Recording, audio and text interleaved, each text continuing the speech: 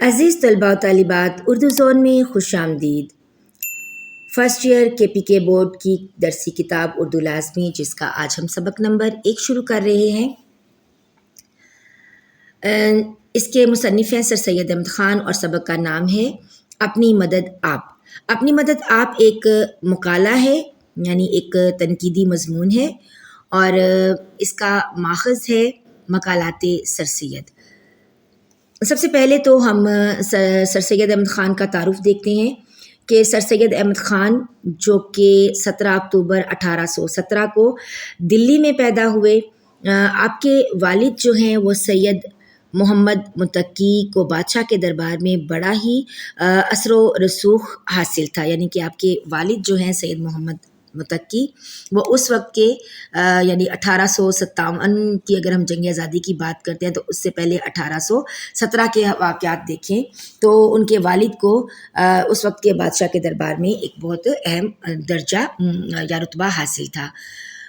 اس زمانے کے رواج کے مطابق انہوں نے اپنی ابتدائی تعلیم کا آغاز جو ہے وہ ابتدائی تعلیم جو ہے قرآن مجید سے شروع کی، پھر عربی اور فارسی کی تعلیم حاصل کی۔ والد اور بڑے بھائی کے انتقال کے بعد ان کی زندگی پر مذہبی رنگ نمایاں ہو گیا، اور انہوں نے فقہ یعنی فقہی جو مسائل ہوتے ہیں، حدیث احادیث جو ہے اور قرآن مجید کا از سر نو مطالعہ کیا، یعنی دوبارہ سے انہوں نے پڑھنا شروع کیا، دوبارہ سے اس کا مطالعہ کیا۔ تو 1857 کی جب جنگی آزادی کے وقت آپ بجنور میں تھے، یعنی جب 1857 کی جنگی آزادی تو وہ بجنور جگہ کا نام ہے، وہاں پر موجود تھے، اور اس جنگ میں مسلمانوں کی تباہی نے ان کے دل پر بڑا ہی گہرا اثر کیا، اور انہوں نے مسلمانوں کی اصلاح کا بیڑا اٹھایا، یعنی مسلمانوں کی ترقی کے لیے، ان کی اصلاح کے لیے کوششیں شروع کر دیں۔ تو سب سے پہلا پیراگراف جو ہے، سب سے پہلے تو آپ ایک ہیڈنگ بنا لیجئے گا ان کے ابتدائی حالات کی، کہ حالات یعنی کہ ان کا تعارف جو ہے، یعنی جائے پیدائش اور سن پیدائش۔ تو جائے پیدائش جو ہے وہ دلی ہے، اور سن پیدائش جو ہے وہ 1857 ہے۔ ٹھیک ہو گیا؟ تو پھر آپ اس کی ابتدائی ان کی تعلیم جو ہے اس کے بارے میں بتا دیجئے کہ کون کون سے مضامین کی انہوں نے تعلیم حاصل کی۔ نیکسٹ آپ پوائنٹ بنا سکتے ہیں کہ مسلمانوں کی اصلاح کے لیے انہوں نے کیا اقدامات کیے تھے، انہوں نے مسلمانوں کی ترقی کا، اصلاح کا جو بیڑا اٹھایا تھا، یعنی اس کے لیے کام کرنا شروع کیے تھے، تو کون کون سے کام انہوں نے کیے۔ تو نمبر 1 پہ ہے، انہوں نے اندازہ لگایا کہ کسی بھی قوم کی اصلاح و ترقی تعلیم کے بغیر ممکن نہیں، اس لیے انہوں نے اپنی ساری صلاحیتیں مسلمانوں کی تعلیم و تربیت پر صرف کی، اور علی گڑھ کالج اس کی روشن مثال ہے۔ یعنی انہوں نے سب سے پہلے ایک کالج کا قیام عمل میں لایا جہاں پر انگریزی پڑھائی جاتی تھی، تو علی گڑھ کالج جو ہے، جو بعد میں یونیورسٹی کا درجہ حاصل کر گیا تھا، وہ انہوں نے قائم کیا۔ اس کے علاوہ عام مسلمان گھرانوں کی تربیت اور اصلاح کے لیے انہوں نے ایک رسالہ نکالا تھا، اس رسالے کا نام تھا تہذیب الاخلاق، یعنی کہ اس وقت کے لوگوں کی اصلاح کرنے کے لیے، ان کے اخلاق کو بہتر بنانے کے لیے، ان کی تربیت کرنے کے لیے جو رسالہ نکلتا تھا اس کا نام تھا تہذیب الاخلاق، وہ ایک جاری کیا۔ اچھا، انہوں نے ادب کے لیے کیا خدمات انجام دی؟ تو ادبی خدمات جو ہے یہ ہیڈنگ بنا لیجئے گا۔ تو سر سید کا ایک بہت بڑا کارنامہ سادہ اور آسان نثر کی ترویج تھا۔ ترویج کہتے ہیں رائج کرنے کو، امپلیمنٹ کرنے کو۔ انہوں نے اس زمانے کی طرز نگارش یعنی لکھنے کا سٹائل، رائٹنگ سٹائل، جو کہ مکفّہ اور مسجع نثر کی صورت میں تھی، ایسی نثر جس میں قافیہ اور ردیف کا خیال رکھا جائے، اور جس میں بہت جو مزین ہو، آرائش یعنی کہ جس میں بہت زیادہ مشکل اور دقیق الفاظ کا استعمال ہو۔ آپ نے سب سے پہلے تو ان کو ترک کیا یعنی کہ ختم کر دیا، چھوڑ دیا، اور مقصدیت کو رواج دیا، یعنی ایسی نثر لکھی، ایسے مضامین لکھے جو کہ مقصدیت کو فروغ دیتے ہیں۔ دراصل وہ ادب برائے ادب کے قائل نہ تھے، یعنی لٹریچر صرف لٹریچر اس کے لیے نہ ہو، بلکہ انہوں نے ادب کو اصلاح کا ذریعہ بنایا، یعنی مسلمانوں کی اصلاح کے لیے انہوں نے جس فورم کو چنا وہ لٹریچر تھا۔ تو ان کی تحریر میں بڑا تنوع تھا، تنوع کہتے ہیں وسعت، یعنی انہوں نے ہر طرح کا لکھا، تو تنوع تھا یعنی اس میں بہت زیادہ وسعت تھی۔ انہوں نے مذہب، سیاست، تاریخ، ادب، فلسفہ اور منطق کہتے ہیں ریزننگ، ایسا عمل جس پہ جو ہے وہ ریسرچ کی جاتی ہے، پر یعنی ہر موضوع پر طبع آزمائی کی، یعنی ہر موضوع پر انہوں نے لکھا، ٹھیک ہے، چاہے وہ ہسٹری ہو، چاہے وہ لٹریچر ہو، فلسفی ہو، اور یا پھر یعنی ایسے مضامین جو سائنسی مضامین ہو سکتے ہیں جس پر کیوں کیسے ان چیزوں کا کھوج لگایا جاتا ہے، منطق اس کو کہا جاتا ہے، اور انہوں نے ہر موضوع پر طبع آزمائی کی۔ سر سید کا اردو ادب پر بڑا احسان یہ ہے کہ وہ زبان جو پہلے فقط حسن و عشق اور تخیلاتی دنیا تک محدود تھی، تخیلاتی یعنی ہم جو کہتے ہیں نا فینٹیسی ورڈ، جو ہمارے خیالوں میں یعنی جس کا حقیقت سے کوئی تعلق نہیں ہوتا، تو اس کو چھوڑ کر انہوں نے جو ہے وہ حقیقت نگاری اور اصلاح کے لیے انہوں نے جو ہے لکھنا شروع کیا۔ آپ کی تصانیف کی بات کریں تو آثار سنادید، اسباب بغاوت ہند، خطبات احمدیہ یا پھر مقالات سر سید وغیرہ یہ ان کی اہم تصانیف ہے، یعنی ان کی بکس کے نام ہیں۔ تو شروع کرتے ہیں آج کا اپنا سبق کا نام اپنی مدد آپ، جس کے مصنف ہیں سر سید احمد خان۔ تو صنف نثر میں یہ ایک مضمون ہے اور یہ ایک مقالہ ہے، ٹھیک ہے، اور اس کا ماخذ یا ماخوذ از دونوں طرح لکھ سکتے ہیں، وہ ہے مقالات سر سید۔ سب سے پہلے انورٹڈ کاماز میں لکھا ہوا ہے کہ خدا ان کی مدد کرتا ہے جو آپ اپنی مدد کرتے ہیں۔ یہ مقولہ ہے، یعنی کسی اہم شخص کی کہی ہوئی بات وہ مقولہ کہلاتی ہے، جبکہ مقالہ جو ہے نا، یعنی جو یہ مضمون جو ہے یہ مقالہ ہے۔ تو مقالہ کی ڈیفینیشن میں آپ کو بتا دوں کہ مقالہ کے لغوی معنی بات یا گفتگو کی ہے، یعنی جو کچھ کہا جائے اصطلاح میں کسی خاص موضوع یا علمی و تحقیقی انداز میں اظہار خیال کو مقالہ کہتے ہیں۔ تو لغت میں اس کے معنی کیا ہے؟ بات یا گفتگو کے، یعنی جو ہم بات کر رہے ہوتے ہیں، لیکن اگر ہم اس کی اصطلاحی معنی دیکھیں اس کے، تو وہ کیا ہے کہ کسی ایک موضوع پر تحقیق کرنا، علمی طور پر تحقیق کرنا، ٹھیک ہے، اور عملی طور پر تحقیق کرنا، اور پھر اس کے بعد اظہار خیال کرنا، یعنی جو کچھ لکھنا، وہ مضمون جو ہے وہ مقالہ کہلاتا ہے۔ ٹھیک ہو گیا؟ جبکہ مقولہ میں نے آپ کو بتایا کسی بہت ہی اہم شخص کی کہی ہوئی بات کو مقولہ کہتے ہیں، اور اس کو انورٹڈ کاماز میں بند کیا گیا ہے۔ تو شروع کرتے ہیں کہ یہ ایک نہایت عمدہ اور آزمودہ مقولہ ہے کہ خدا ان کی مدد کرتا ہے جو آپ اپنی مدد کرتے ہیں۔ اس چھوٹے سے فقرے میں انسانوں کا اور قوموں کا اور نسلوں کا تجربہ جمع ہے۔ دیکھیں، قومیں کس سے بنتی ہیں؟ لوگوں سے، یعنی ایک سے زیادہ انسانوں سے۔ اب جیسے پاکستانی قوم، اس کے علاوہ ہندوستانی قوم، پھر آپ کہہ لیں کہ چائنا کی قوم، تو مختلف اقوام، یعنی ایک قوم اور ایک دوسری قوم، ٹھیک ہے۔ اسی طرح مسلمان قوم اور غیر مسلم قوم، ان کو بھی ہم نے الگ الگ تقسیم کر دیا ہے، یعنی مسلمان قوم اور غیر مسلم قوم۔ اور پھر کہہ رہے ہیں کہ اس چھوٹے سے فقرے میں انسانوں کا اور قوموں کا اور نسلوں کا، نسلیں سے مراد یہ ہے کہ ایک جنریشن سے دوسری جنریشن، یعنی جیسے دادا، پھر باپ، پھر بیٹا، ٹھیک ہے، اور پھر اس کے بچے، تو یہ نسل در نسل جس کو ہم کہتے ہیں۔ تو اس چھوٹے سے فقرے میں کیا چیز بتائی جا رہی ہے کہ اللہ تعالیٰ ان کی مدد کرتا ہے جو اپنی مدد آپ کرتے ہیں۔ اب دیکھیں، ایک شخص میں اپنی مدد کرنے کا جوش اس کی سچی ترقی کی بنیاد ہے، یعنی جو شخص محنت کرے گا، اپنی مدد یعنی اپنا کام خود کرنے کا عادی ہوگا، تو کیا ہوگا کہ جتنا وہ پرجوش ہوگا، جتنا وہ ایکٹیو ہوگا، جتنا وہ محنت کرنے والا ہوگا، اتنا ہی اس کی ترقی ہوگی، اس کو عزت ملے گی، اور پھر اگر بہت سارے لوگ ایسا کرتے ہیں تو پھر اس قوم کی عزت ہوگی، اس قوم کی ترقی ہوگی۔ چائنا کی مثال آپ کے سامنے ہے۔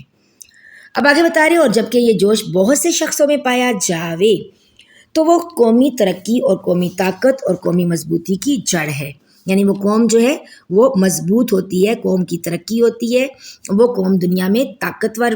بن کر ابھرتی ہے۔ جبکہ کسی شخص کے لیے یا کسی گروہ کے لیے کوئی دوسرا کچھ کرتا ہے، یعنی اب اگر وہ شخص اپنے لیے خود محنت نہیں کرتا بلکہ اس کے لیے کوئی اور محنت کرتا ہے، کوئی اور اس کے لیے کام کرتا ہے، تو اس شخص میں سے یا اس گروہ میں سے، گروپ کو کہیں گے، وہ جوش اپنی مدد آپ اپنی مدد کرنے کا کم ہو جاتا ہے۔ یعنی اگر کوئی دوسرے کے لیے کام کر دے گا تو ظاہری سی بات ہے وہ شخص اتنا ایکٹیو نہیں رہے گا، وہ اس کا کام کرنے کو دل نہیں کرے گا، تو وہ اپنی مدد آپ کرنے کا جوش اور ولولہ اس کے اندر سے کم ہو جاتا ہے، اور ضرورت اپنی مدد آپ کرنے کی اس کے دل سے مٹتی جاتی ہے۔ یعنی اگر کوئی دوسرا اس کے لیے محنت کرتا ہے تو وہ اس کے دل سے محنت کی عظمت جو ہے وہ ختم ہوتی جاتی ہے، اور اسی کے ساتھ غیرت جو ایک نہایت عمدہ قوت انسان میں ہے، اور اسی کے ساتھ عزت جو اصلی چمک دھمک انسان کی ہے، از خود جاتی رہتی ہے۔ اور جب کہ ایک قوم کا یہ حال ہو تو وہ ساری قوم دوسری قوموں کی آنکھ میں ذلیل اور بے عزت ہو جاتی ہے۔ تو اس پیراگراف میں بتایا گیا ہے کہ اگر ہم غیروں پر انحصار کرتے ہیں تو پھر ہماری اپنی غیرت جو ہے وہ ختم ہو جاتی ہے، اور غیرت جب ختم ہو جائے تو پھر اس قوم کی عزت نہیں رہتی، اور دوسری اقوام جو ہیں وہ اس کو ذلیل اور بے عزت کرتی رہتی ہیں، یعنی دوسرے لوگوں کی نظروں میں اس قوم کی کوئی عزت نہیں ہوتی۔ بٹ اگلے پیراگراف میں بتایا گیا ہے کہ بر اعظم ایشیا کے لوگوں کا نظریہ کیا تھا۔ یہاں پر بر اعظم ایشیا اور بر اعظم یورپ، ان دونوں کی ترقی اور تنزلی کا ایک موازنہ کیا گیا ہے۔ یہاں پر مصنف یہ کہہ رہے ہیں کہ آدمی جس قدر کے دوسرے پر بھروسہ کرتے جاتے ہیں، خواہ اپنی بھلائی اور ترقی کا بھروسہ گورنمنٹ ہی پر کیوں نہ کرے، یہ امر بدیہی اور لابدی ہے کہ وہ اسی قدر بے مدد اور بے عزت ہو جاتے ہیں۔ یعنی اگر گورنمنٹ پر انحصار کرتے ہیں تو لازمی سی بات ہے کہ وہ پھر ان کی عزت بھی نہیں ہوتی اور ان کی کوئی مدد کرنے والا بھی نہیں ہوتا۔ یعنی اگر گورنمنٹ پر ہی ہمارا بھروسہ کیوں نہ ہو، مگر اگر ہم خود محنتی نہیں ہیں تو یعنی ہماری کوئی اور مدد نہیں کرے گا اور ہماری عزت بھی کمتر ہوتی چلی جائے گی۔ یہاں پر آگے وہ کہتے ہیں، اے ہم وطن بھائیو، کیا تمہارا یہی حال نہیں ہے؟ یہاں پر وہ بر اعظم ایشیا کے لوگوں کو یہ کہہ رہے ہیں کہ میرے ہم وطنوں، یعنی بر صغیر پاک و ہند کے لوگوں کو کہہ رہے ہیں کہ کیا ایسا ہے نہیں کہ تم لوگ جو ہے تم لوگوں نے یہ کہا کہ یہ طے کر لیا ہے کہ اب ہم محکوم ہو گئے ہیں اور جابس ہماری چھوٹ گئی ہیں، لوگ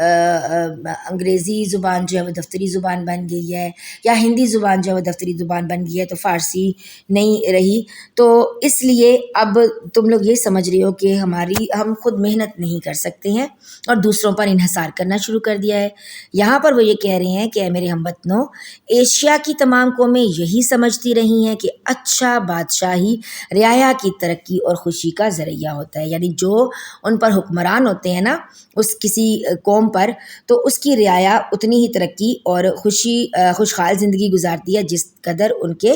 بادشاہ ان کے لوگوں کے لیے اچھا نظام و انتظام کرتے ہیں اس پر۔ تو یہاں پر آگے بتا رہے ہیں کہ یورپ کے لوگ جو ایشیا کے لوگوں سے زیادہ ترقی کر گئے تھے، وہ یہ سمجھتے تھے کہ عمدہ انتظام قوم کی عزت، بھلائی، خوشی اور ترقی کا ذریعہ ہے۔ اب یورپ کے لوگ جو تھے نا وہ بر اعظم ایشیا کے لوگوں سے زیادہ خوشحال تھے، جبھی تو ہم پر انگریز جو ہے وہ بر صغیر پاک و ہند پر انہوں نے جب وہ تجارت کی غرض سے آئے، یعنی فائنینشلی وہ بہت مضبوط تھے نا، تو تجارت کی غرض سے یہاں پر آئے، پھر جب انہوں نے دیکھا کہ یہاں کے لوگ تو بڑے محکوم ہیں اور بڑے ہی کمزور ہیں، تو ہم آسانی سے ان پر حکومت کر سکتے ہیں، تو انہوں نے پھر جو ہے بر اعظم ایشیا کے لوگوں کا استحصال کرنا شروع کر دیا۔ اچھا، اب یہاں پر مصنف یہ بتا رہے ہیں، خواہ وہ انتظام باہمی قوم کے رسم و رواج کا ہو یا گورنمنٹ کا، اور یہی سبب ہے کہ یورپ کے لوگ قانون بنانے والی مجلسوں کو بہت بڑا ذریعہ انسان کی ترقی اور بہبودی کا خیال کرتے ہیں۔ یعنی لوگوں کی فلاح و بہبود کا جو ان کے ذہن میں وہ سوچتے ہیں، وہ یہی کہتے ہیں کہ یورپ کے لوگ چونکہ وہاں پر قوانین بنے ہوئے ہیں، اور جب قوانین بنے ہوئے ہیں تو جو کمیٹیاں بنی ہوئی ہیں وہ پھر قوانین بنانے والی جو کمیٹیاں ہیں ان قانون کا تو احترام کیا جاتا ہے، اس لیے وہاں کے لوگ جو ہیں وہ ترقی یافتہ ہیں، کیونکہ ان کی ترقی کا اور ان کی فلاح و بہبود کا خیال رکھا جاتا ہے۔ ان کا درجہ سب سے اعلیٰ اور نہایت بیش بات سمجھتے تھے، مگر حقیقت میں یہ خیال غلط ہیں، یہ سب خیال تو کیونکہ سر سید احمد خان اس بات سے اتفاق نہیں کرتے، وہ کہتے ہیں یہ بات غلط ہے۔ اب وہ اس کا ریزن کیا بتاتے ہیں، وہ کہتے ہیں کہ ایک شخص فرض کرو پارلیمنٹ کا ممبر ہی کیوں نہ ہو جائے، قومی عزت اور بھلائی اور ترقی کے لیے کیا کر سکتا ہے؟ برس دو برس میں کسی بات پر ووٹ دینے سے گو کیسی ہی ایمانداری اور انصاف سے کیوں نہ دیا ہو، قوم کی کیا بھلائی ہو سکتی ہے؟ بلکہ خود اس کے چال چلن پر، اس کے برتاؤ پر بھی اس سے کوئی اثر پیدا نہیں ہوتا، تو قوم کے برتاؤ پر کیا اثر پیدا کر سکتا ہے؟ یہاں پر وہ یہ کہہ رہے ہیں کہ 1 سال یا 2 سال یا 5 سال کے لیے پارلیمنٹ میں ممبران جو ہوتے ہیں، عوام کے نمائندے منتخب ہو کر آتے ہیں، اگر وہ ووٹ کے درست استعمال کی بدولت ہی کیوں نہ، یعنی ایمانداری سے ہی کیوں نہ آئے ہوں، لیکن وہ 2 یا 1 سال میں یا زیادہ سے زیادہ 4-5 سال کی جو حکومت ہوتی ہے اس میں کیا ہی قوم کی بھلائی کے اقدامات کر سکیں گے؟ بلکہ اتنے چھوٹے سے ٹائم پیریڈ میں تو وہ اپنے برتاؤ میں بھی بہتری نہیں لا سکتے، کیونکہ وہ اسی معاشرے کی پیداوار ہے نا، اسی قوم میں پلے بڑے ہیں، تو ظاہری سی بات ہے ان میں بھی برائیاں ہوں گی۔ تو سب سے پہلے تو وہ اپنے اندر چھپی ہوئی برائیوں کو ٹھیک کرنے کی کوشش کریں گے، اور پھر اس کے بعد وہ قوم کے برتاؤ کو بہتر کریں گے۔ تو 1-2 سال میں وہ کہہ رہے ہیں کہ ان کے اپنے برتاؤ پر بھی کوئی خاص اچھا اثر پیدا نہیں ہوتا، تو وہ قوم کے برتاؤ پر کیا اثر پیدا کریں گے؟ بس یہ بات بے شبہ ہے یعنی اس میں کوئی شک نہیں کہ گورنمنٹ سے انسان کے برتاؤ میں کچھ مدد نہیں ملتی، یعنی گورنمنٹ چاہے کچھ بھی کر لے تو انسان کے رویے میں کوئی بہتری نہیں آ سکتی، مگر عمدہ گورنمنٹ سے بڑا فائدہ یہ ہے کہ آدمی آزادی سے اپنے قوائے عمل کی تکمیل اور اپنی شخصی حالت کی ترقی کر سکتا ہے۔ یعنی اگر گورنمنٹ اچھی ہے نا تو کیا فائدہ ہوگا کہ لوگ وہاں پر آزادی سے رہ سکتے ہیں اور آزادی سے اپنی تمام قابلیتوں کو جو ہے ان کا درست استعمال کر کے اپنی جو ہے خواہشات کی تکمیل کر سکتے ہیں، اور اپنی جو حالت ہے یعنی جس ملک میں وہ رہ رہے ہیں اس کو بہتر بنا سکتے ہیں اور ترقی کر سکتے ہیں۔ یہ ایک انسان کی بات کر رہے ہیں، یعنی اگر معاشرے میں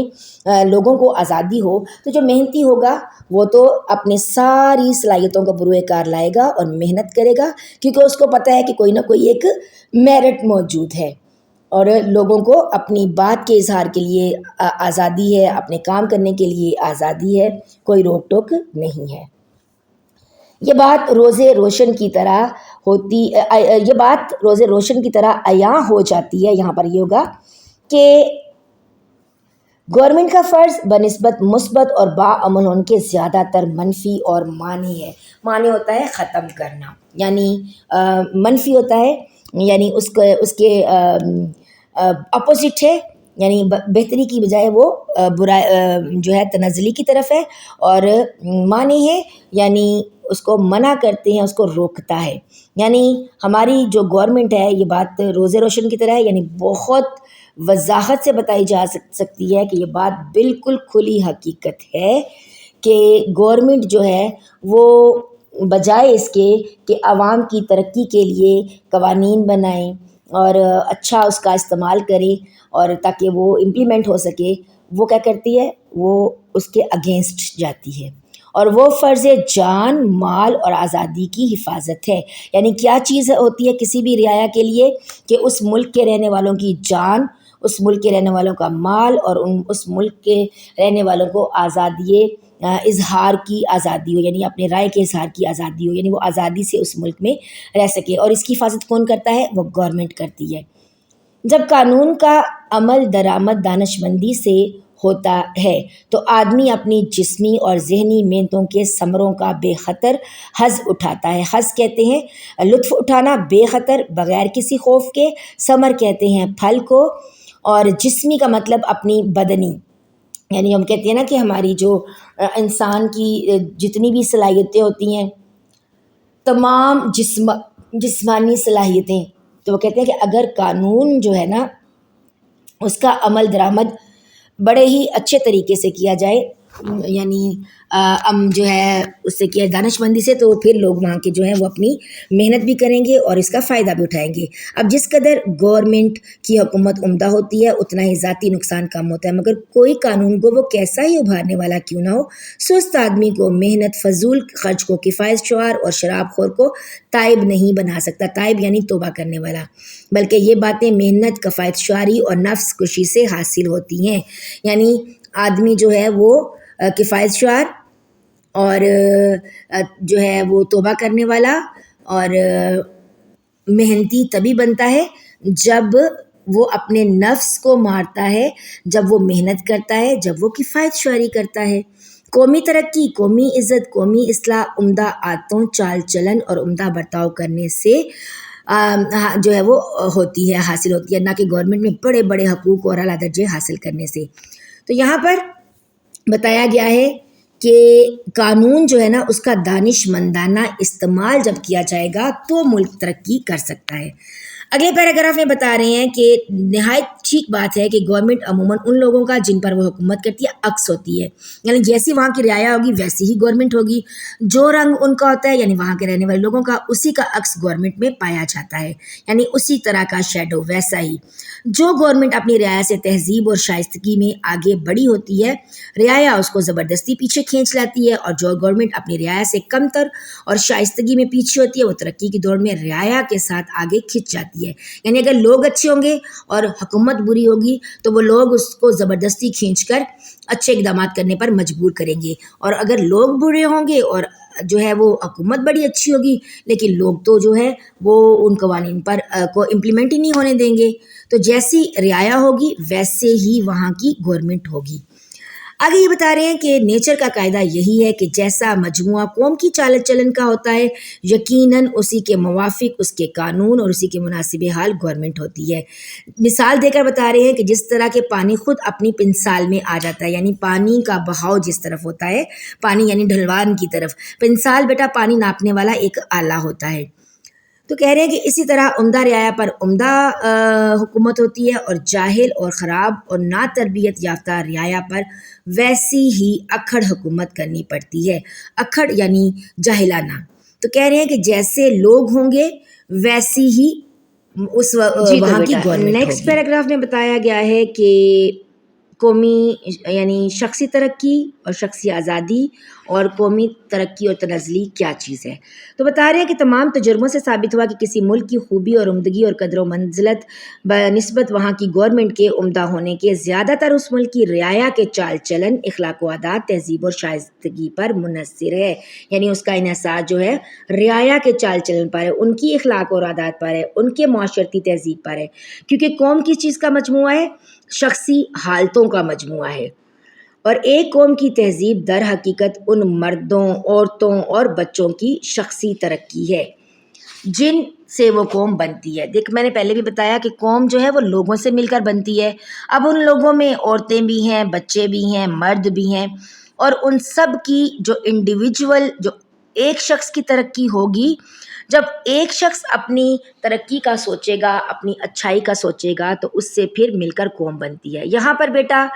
ویڈیو لمبی ہو رہی ہے، بقیہ سبق جو ہے وہ ہم اگلے لیکچر میں پڑھیں گے۔ تب تک کے لیے اجازت دیجیے، دعاؤں میں یاد رکھیے گا۔ ملتے ہیں ایک نئے ویڈیو لیکچر کے ساتھ۔ اللہ حافظ۔ اگر آپ چینل پر نئے ہیں اور پہلی دفعہ چینل کو کلک کیا ہے تو لائک اور شیئر کرنا مت بھولیے گا، اور چینل کو سبسکرائب ضرور کر دیں۔